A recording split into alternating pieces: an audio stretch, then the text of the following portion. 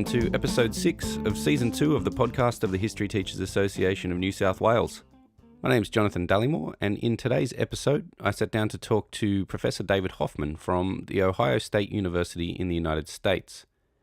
Professor Hoffman is a well-known and very well-respected scholar of Russian and Soviet studies, and his most recent book, The Stalinist Era, published by Cambridge University Press in 2018, has been a well-received update and synthesis of the Stalin era, concentrating mainly on the period from the late 1920s through to Stalin's death in 1953.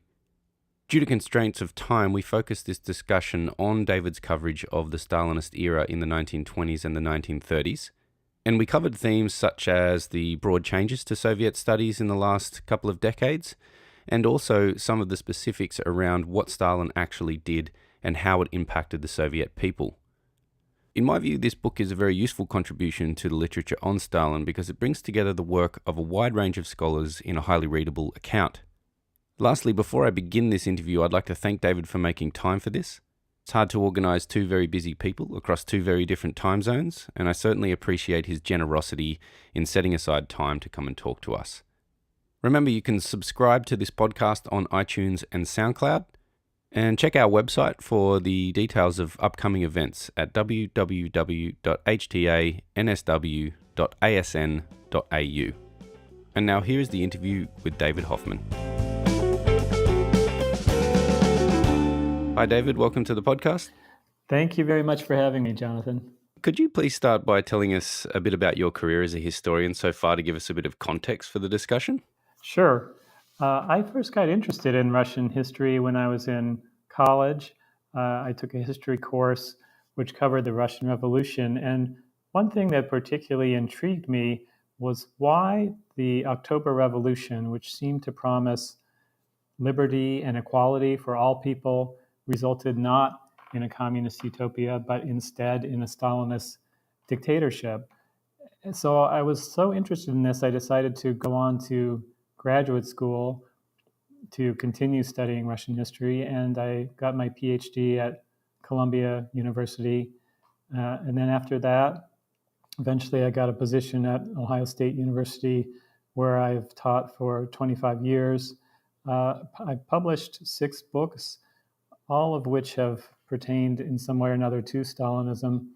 The latest one, of course, is The Stalinist Era, in which I try to synthesize a lot of my research as well as the research of many other scholars in the field.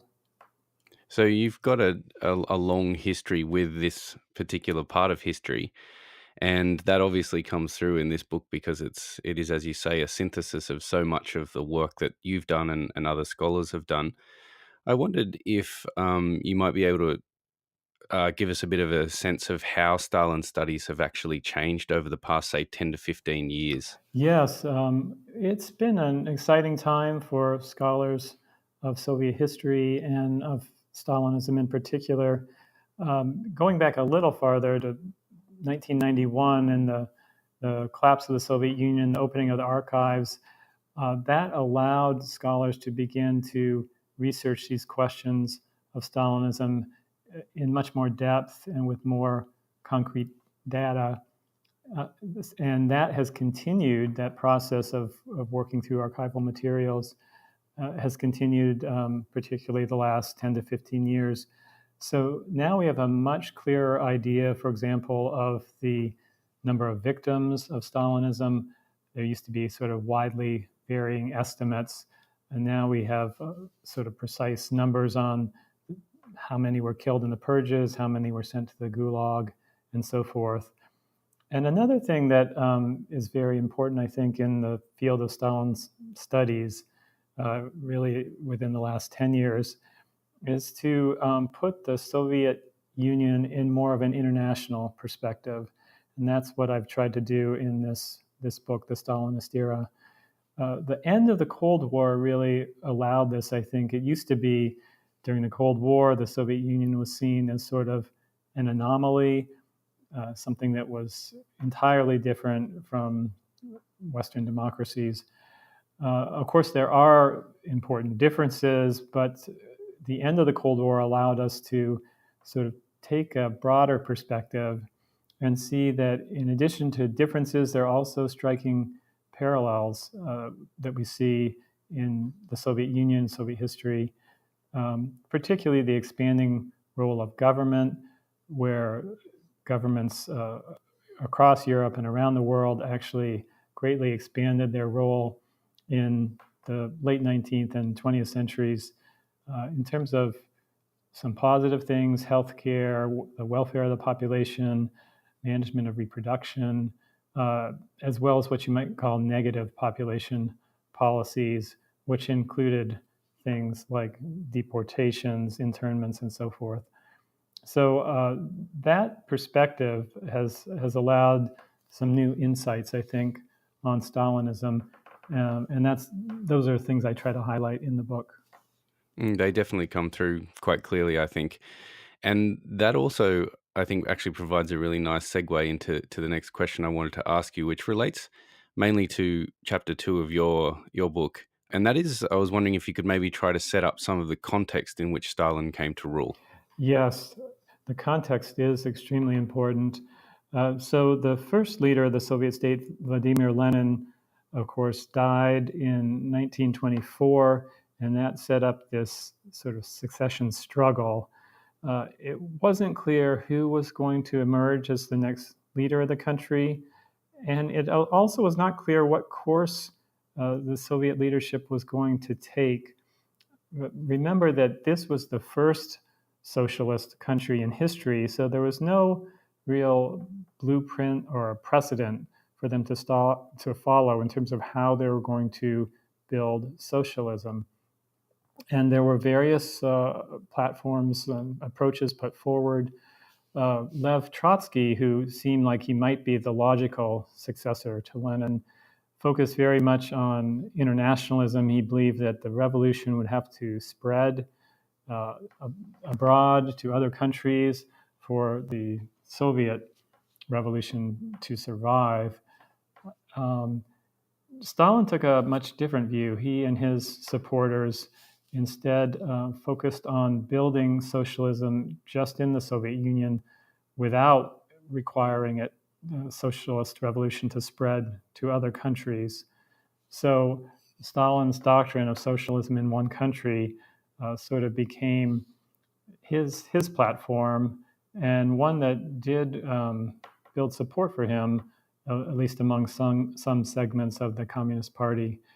And then at the end of the 1920s, it was only then that Stalin really emerged as the single leader of the country. Stalin pursued this in a much more radical form. He had been in an alliance with Nikolai Bukharin, who had advocated a much more gradual approach to building socialism. He wanted to continue a policy started by Lenin back in 1921, the new economic policy, which allowed for limited capitalism and a sort of gradual technocratic approach to building up industry and developing socialism. Stalin, at the end of the 1920s, instead advocated a break with the new economic policy, the abolition of all capitalism, the end of the free market, end of private property, collectivization, and rapid industrialization. So there we really have not only the emergence of Stalin as the sole leader, but also the basics of Stalinism. And to kind of carry that forward a little bit, historians have tried to really examine and explain Stalin from quite a number of different perspectives. So they've used things like his ideology, the concept of, say, totalitarianism. Tucker famously tried to draw on sort of psychological approaches, and many historians have followed different paths. How do you explain the Stalin phenomenon? Right. I really try to explain it along the lines I mentioned earlier of placing it in an international perspective. You know, the assumption is, this is kind of the conventional wisdom about socialism, socialist ideology, and Stalinism, that if you put socialist ideology into practice, meaning abolishing private property and the free market, that it will inevitably lead to Stalinism, Stalinist coercion, Gulag prison camps, and all the rest. And I challenge that assumption in this book because I did not really find in my research that Stalinism really derived, or the practices of Stalinism, if we can call it that, really derived directly from socialist ideology. Many of the features of Stalinism, such as the state control of the economy, the use of coercion, use of surveillance, these things actually predated Stalin and even predated the Soviet regime. What we see if we place the Soviet Union in an international context is that during World War I, countries across Europe greatly increased government control of the economy. They began to conduct surveillance of the population. They began to carry out deportations and internments as security measures. This happened in Russia too, first under the Tsarist government and then under the provisional government. So the Soviet government, when it came to power in the October Revolution, 1917, it sort of inherited these practices. Now, there is a crucial difference from other countries in that in other European countries, when the World War I ended, they stepped back from these total war practices. But the Soviet government, of course, was formed at this moment of total war. And in fact, it was immediately plunged into the Russian Civil War after the revolution. And so it actually perpetuated these wartime practices. They were institutionalized as permanent features of governance. So you have government control over the economy, you have surveillance, you have the formation of the secret police during the Civil War, which was supposed to be a temporary measure, but became institutionalized as a permanent feature of Soviet government. So many of these aspects of what we call Stalinism did not really derive from socialist ideology. They instead were institutionalization of these wartime practices. However, there is still a role for socialist ideology here because Stalin and his fellow leaders in turn used these methods to pursue their ideological agenda. So you have the example of collectivization during this period, late 20s and early 1930s, where many of these methods, these wartime methods, are used to try to transform the countryside, to force peasants to give up private property, to join collective farms, and those who resisted could be labeled kulaks and deported and dispossessed. The whole process of collectivization was sort of conducted like a military campaign where these brigades were sent out into the countryside, allowed to use coercion, allowed to use force deportations in order to institutionalize these collective farms in the countryside. So that's kind of how I explain Stalinism. It's these wartime practices, and then they are attached to an ideological agenda that Stalin and his fellow leaders seek to carry out. And your account of the Great Break that takes place in the late 1920s from about 1928-29, it fits, from what I can tell, with much of the scholarship, showing how Stalin did succeed in creating this major industrial economy, but also quite obviously at the extreme cost to the people of the Soviet Union. Is there any evidence of Stalin kind of succeeding, in inverted commas, or improving the Soviet Union without horrific consequences? It just seems to go hand in hand. Is that a fair observation? I think there were alternatives there.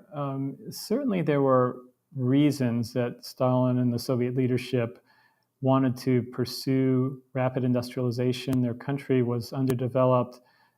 They lived in a hostile world. They even had this sense of capitalist encirclement.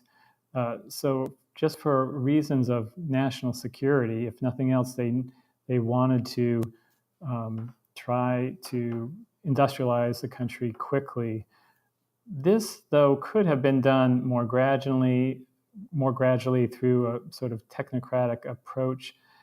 Instead, Stalinist industrialization was pursued through a kind of fanaticism and class war, where so-called bourgeois specialists, meaning the old technical elite, as well as so-called kulaks, the wealthier peasants, were persecuted, in many cases arrested, sent to the gulag, and so forth. So all of these programs did, in fact, transform the country. It led not only to industrialization, but to other improvements as well, including education and the spread of literacy. But all of this was done at enormous human cost. And I think much of that could have been avoided if a different approach had been used instead. There is another clear theme that I saw running through the book that brings the Soviet nationalities to the foreground. And this is a very important part of the story that I think has become increasingly prominent over the last, I suppose it's a decade or so. Can you describe the process of how these nationalities and these national territories were created in the Soviet Union, and maybe point out some of the problems that this created for the leaders of the USSR in the 20s and 30s? Yes, Soviet nationality policy is very interesting.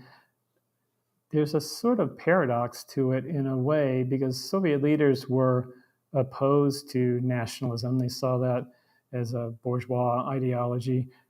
They instead wanted to create socialism and a sort of international perspective for people. And yet they actually created a federal system with territories for all the national minorities within the country. So the question is why they did this.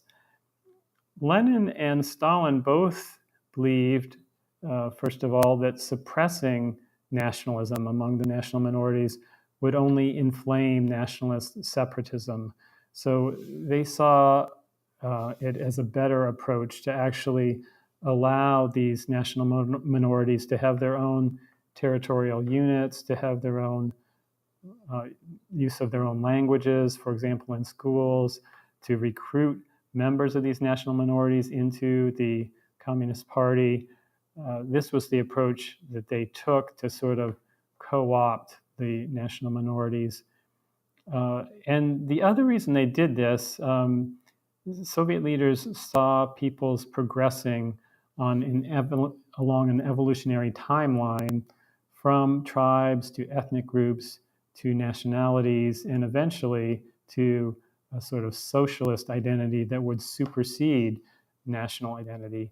Of course, we know that in practice, things did not work out that way. Once these national identities were created, they never faded. And eventually, the Soviet Union broke up along national lines in 1991. But rather than see the policy as a total failure, I think it is important to consider that Soviet nationality policy was successful for a long time. It did, if we, for example, contrast the Russian-Soviet case with other empires, the Ottoman Empire and the Habsburg Empire both broke up at the end of World War I. The Russian Empire did not completely break up. The Soviet leaders were able to sort of reconstitute it by instituting this federal system. So Soviet nationality policy did, for a time at least, succeed. One of the other issues I found really refreshing in this book is that you try to cut through a lot of the complex debate about some of the impacts of Stalin's specific policies. And I can see you drawing there on some recent scholarship. And for example, you don't ignore the widespread suffering, certainly in the Ukraine during the 1930s, but you also bring to the foreground other specific cases that have been explored in more detail in the recent past, such as the impact of Stalin's policies on the nomadic people in Kazakhstan and also the northern parts of Russia who were hit particularly hard by, say, collectivization. You're not convinced that what happens in the Ukraine in the 1930s is genocide. What's your argument for that? Yes, I'm glad you brought this up. So what happened in Ukraine in 1932-33 was a horrendous famine. In fact, for the entire country, the number of famine deaths range between 5.5 and 6 million people, and that includes some 3 million Ukrainians as well. So it certainly is not surprising that people have raised this question and labeled this as genocide. But I think that while this was a terrible famine and that Stalin and his fellow leaders were certainly at fault for it, I don't think that genocide is the right term for it. Genocide implies intentionality, that is, an intention to try to wipe out an entire people. And Soviet leaders' policies that caused the famine were certainly reckless. They included requisitioning and exporting grain, leaving peasants with not enough to eat, leaving them to starve to death, essentially. And yet, the intention of this on the part of Stalin and Soviet leadership was simply to press ahead with collectivization and industrialization. The intent was not to try to kill large numbers of Ukrainians. In fact, Stalin and Molotov, other Soviet leaders were alarmed in 1932 when they saw that famine was about to occur in Ukraine. It wasn't so much that they were kind-hearted people or anything like that. On the contrary, they're extremely ruthless. And yet they were alarmed because they saw this was going to disrupt economic growth. It caused them enormous problems, not just in Ukraine, but throughout the country. In fact, economic growth in the Soviet Union, which had been quite rapid during the first 5-year plan, it ground to a complete halt in 1933. So there was no economic growth that year. So it was very much contrary to their purposes. The other reason I don't think, aside from the fact that this was not an intentional effort to wipe out the Ukrainian people, the other reason I would not use the term genocide is that it was not only Ukrainians who suffered. This is something you mentioned a minute ago with regard to suffering in Kazakhstan as well. So you have not only several million Ukrainians, but you also have large numbers of Russians, Tatars, and Kazakhs who starved to death as well during the famine of 1932-33. In fact, 1.5 million Kazakhs died during the famine, and as a proportion of the overall population, Kazakhs actually suffered even at an even greater percentage than did Ukrainians. So I think it's more accurate to, instead of calling this a genocide, saying that it was a famine, horrendous famine caused by Stalin and the Stalinist policies of collectivization and grain requisitioning. To keep talking about specific groups for a minute, in the book you go into some detail about the specific difficulties that Soviet women experienced in the 30s as well, and you sort of highlight how they experienced the second revolution in a particularly hard kind of way. You also add other groups of people that I think aren't always included in overview books like this, and one of them that stood out for me was the homosexual people of the Soviet Union. Is this another area of historiography that's providing you insights into Stalinism? And if so, what's it revealing to us? Yes, there is some important new scholarship on this.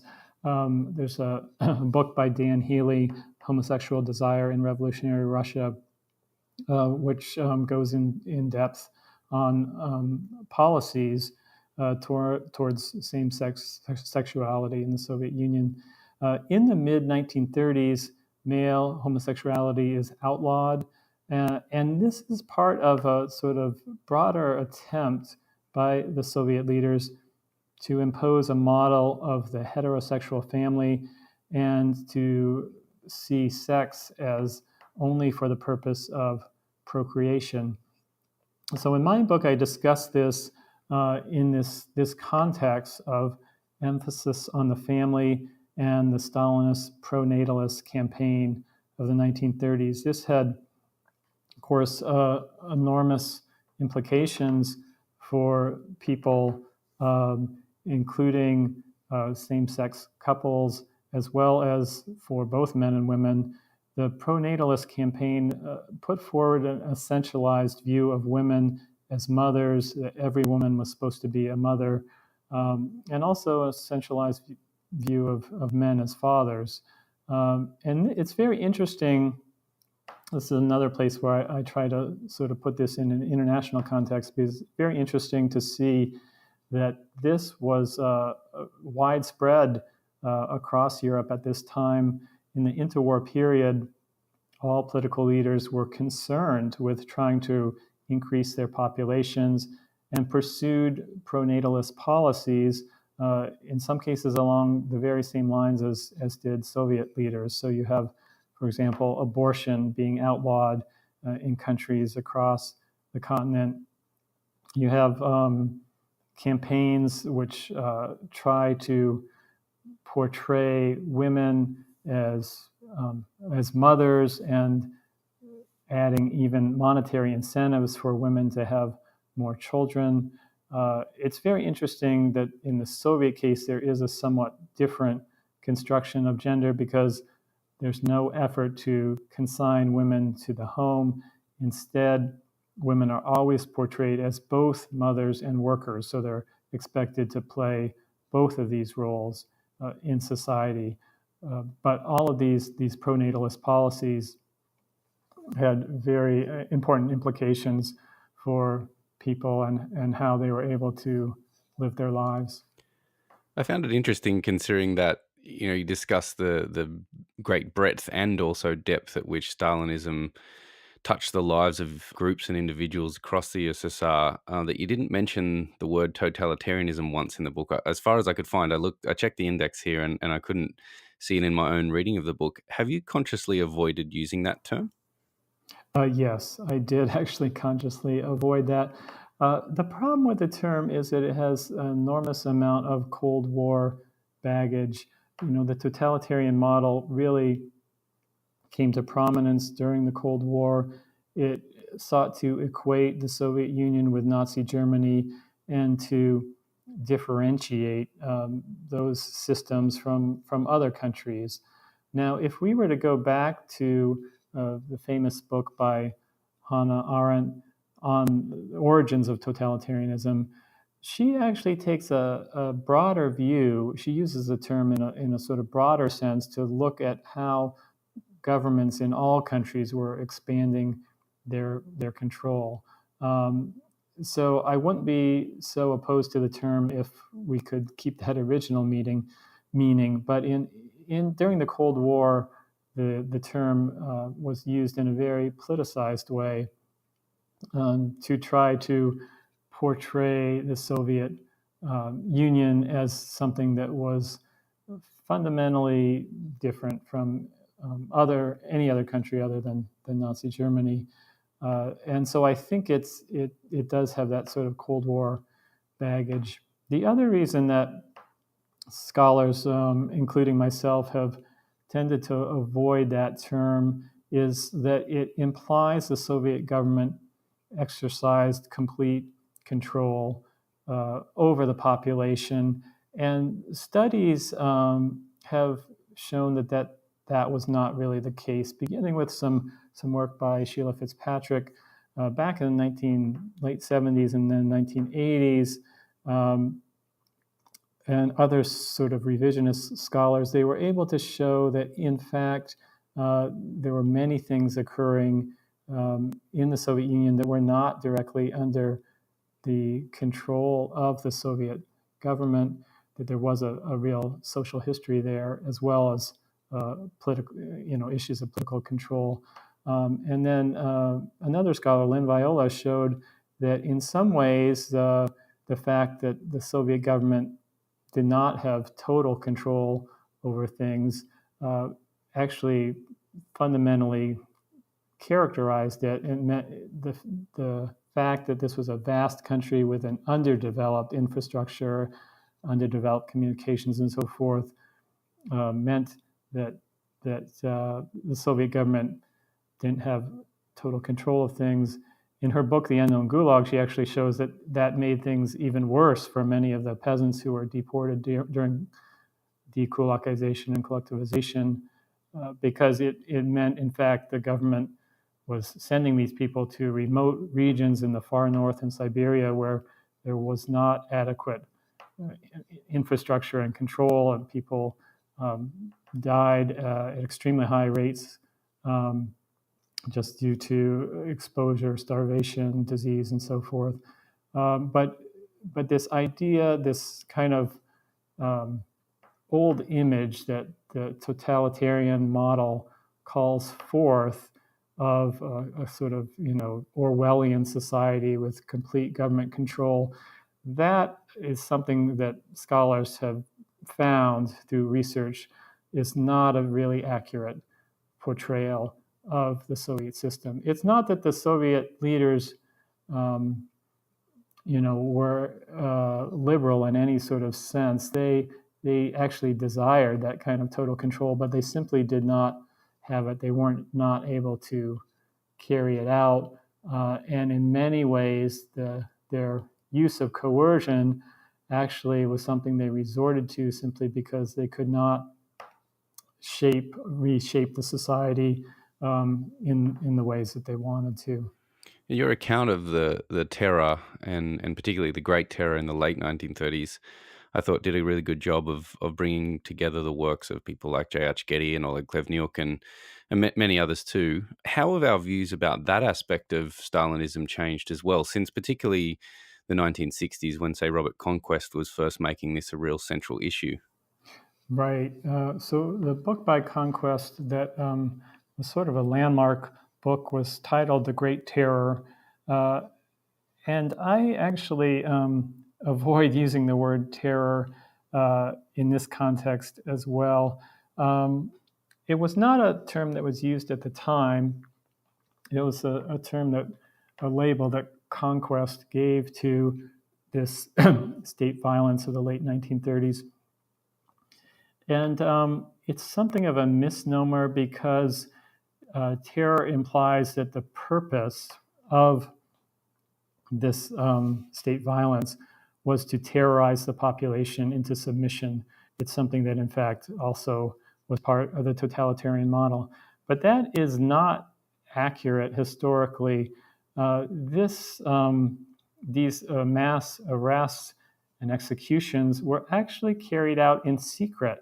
So they were not a sort of form of exemplary violence to terrorize the population. Instead, this was an effort to try on the part of Stalin and the secret police, to try to eliminate any possible opposition within Soviet society. In terms of how we characterize this wave of state violence in the late 1930s, I think it's better to avoid lumping this all together and calling it the Great Terror. What scholars have found, in fact, is that there were different strands of state violence.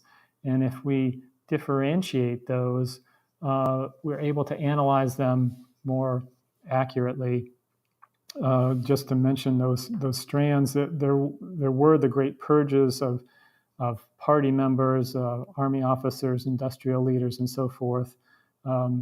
But in addition, there was what they called the mass operations, which targeted many former kulaks, people who had been labeled kulaks during collectivization and persecuted for that.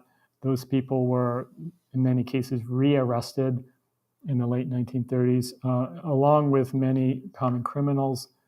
And then a third sort of strand of state violence was what they called the national operations.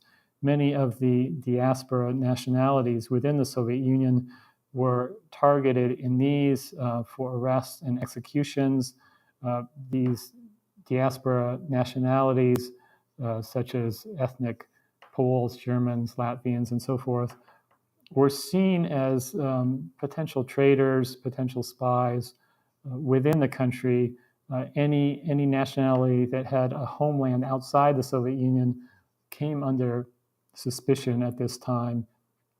So, so we overall we have a much more complex view of what occurred in the late 1930s. It's not to whitewash it or in any way lessen what this was like for the several million people who were either arrested or executed. But it is something that is much, I think, more nuanced than sort of lumping everything together and calling it the Great Terror. Chapter 3 of this book is called Socialism Attained, and I know Stalin was certainly very bold in claiming that he achieved the socialist order by at least, the beginning of the First World War, actually a Second World War, and even earlier than that. To what degree do you think that that's an accurate claim? I sort of use this in quotation marks, socialism attained. It really depends on one's definition of socialism.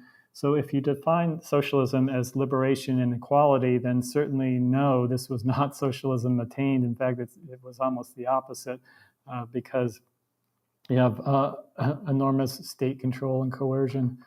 But my point in using this term was that it very much reflected the understanding of the Stalinist leadership. Stalin and his fellow leaders believed that by 1934 they had attained socialism. And the reason they believed that is because they had abolished all remnants of capitalism. They had abolished private property. They had abolished the free market. They replaced these with a completely state-run economy. So to them, that actually meant that they had attained socialism, which was a new stage in world history. They, as Marxists, believed that the world was progressing from feudalism to capitalism to socialism and ultimately to communism. So this actually, if we look at things from their point of view, it helps us understand many of the policies that result. For example, just shortly after this, 1936, they issue a new constitution, and their rationale for that is the fact that they had now attained socialism, and so they needed a sort of new constitution, a new political superstructure to go with this new socioeconomic order that they had established. And you end that chapter with the claim, and I quote here, "The Soviet Union won World War II in spite of Stalinist state violence, not because of it." I wonder if you can elaborate on that for us for a second. Are you suggesting here that the Soviet Union would have actually been in a better position in 1941 had they, say, retained the NEP and some of the more moderate policies towards the peasants and nationalities and other groups? Yes. I don't know if they could have completely retained the NEP, the new economic policy, but certainly a less frenzied and a less violent approach to economic modernization, I think, would have served them much better.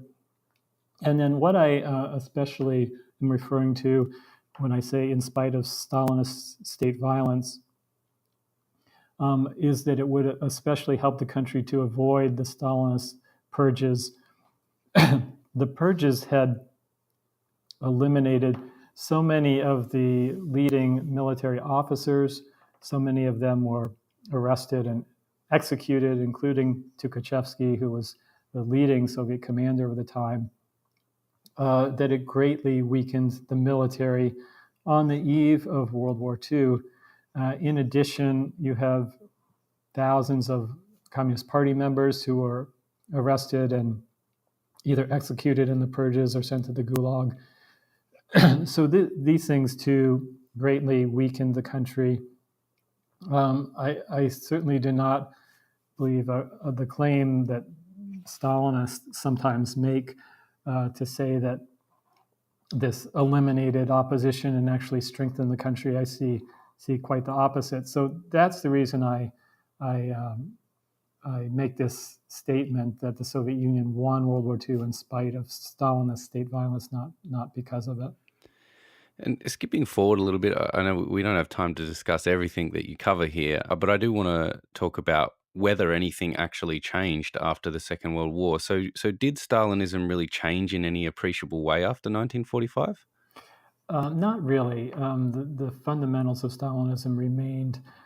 There were hopes for liberalization and reform on the part of Soviet people. There was a sense that they had, in fact, proven themselves by all their sacrifices in the war, the fact that they won the war.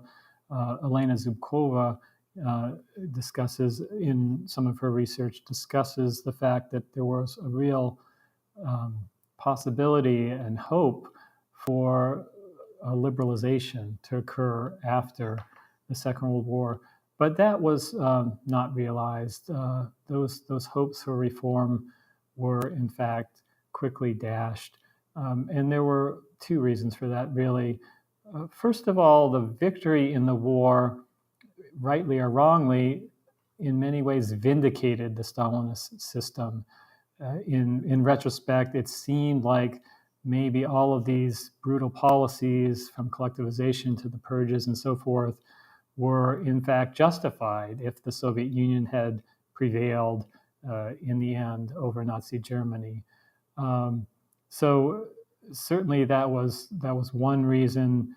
With Stalin himself, his prestige being so high, and the Stalinist system as a whole being sort of vindicated by victory in the war, there was not an impulse for reform. And the other key factor, of course, was the Cold War. Very quickly, the Soviet Union faced a new enemy in the form of the United States, which, just like with Nazi Germany, seemed to pose an existential threat to the country. So there was a sense that we cannot let our guard down, we cannot liberalize or change anything in the Stalinist system. Instead, we have to maintain vigilance. And for those reasons, there really were no substantial reforms that occurred after World War II. In fact, it was not until the Khrushchev era, after Stalin's death, that really we do see some reforms. And can you carry that story a little bit forward for us and just maybe offer some reflections on how Stalin is remembered in Russia today? I mean, I remember seeing images come out in 2017 during the centenary of the revolution of groups walking through the streets of Russia with placards showing images of Lenin and even Stalin as well, which to an outsider might seem strange. How is he remembered among the Russian people? Yes, it is very ironic to have at least some segments of the population. This is by no means everyone. In fact, there are a lot of educated Russians who are eager to expose all of the horrors of Stalinism. But among some segments of the population, Stalin is popular, and it does seem ironic, given that Stalin was one of the bloodiest tyrants in all of human history. I think the popularity of Stalin has to do less with the Stalinist era and more with Russia's position in the world today. Russia's loss of status in the world has made people sort of nostalgic for a time when the country was more powerful. When you have the collapse of the Soviet Union in 1991, the loss of superpower status, it has made many people, including President Vladimir Putin, nostalgic for a time when the country was more powerful. And the Stalinist era was a time when the Soviet Union defeated Nazi Germany and rivaled the United States for global domination. So this kind of nostalgia for Stalinism is putting aside all the death and suffering caused by Stalinist policies. I'm sure that people in Russia today would not want to go back to the Stalinist era and actually live through it. But they do sort of have a nostalgia, or some people, that is, have a nostalgia for this time when the Soviet Union was so dominant on the world stage. And I think that is really the key to Stalin's popularity today in Russia. David, thanks so much for spending time with us here. I know it's very early over there. It's actually very late over here too. So Oh, right. it's been great that we've been able to have this conversation, and I appreciate you putting aside a time to talk to us. Can I wish you all the best with the book? And we've tried to sort of promote it over here as a great resource. I know our students are going to really enjoy it. Thank you for writing it, and I wish you all the best for it. Okay, well, thank you very much, Jonathan. I really appreciate the opportunity to talk with you about it.